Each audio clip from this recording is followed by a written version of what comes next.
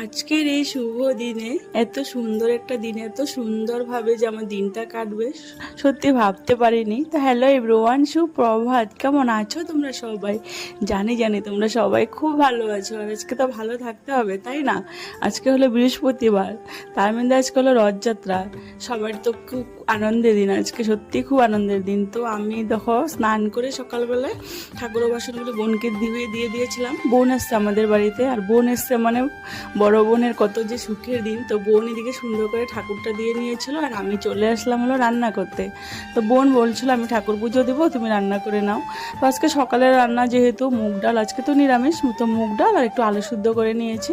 আর ভাত খেয়ে তারপরে একবার একটু কাজ ছিল, রেডি হয়ে মন্দিরে আসলাম। হলো আজকে জগন্নাথের রথযাত্রা, তো মন্দিরে চলে আসলাম। আসার পরে একটু জগন্নাথকে প্রণাম করে নিলাম, তারপরে আসলাম এখানে প্রসাদ খেতে গোপাল মন্দিরে। তারপর না একটু সময়ের জন্য ঘরে চলে এসেছিলাম, আর এদিকে রথ বের হয়ে পড়ছে, তো ঝটপট করে আমি আর বোন বেরিয়ে পড়ছি।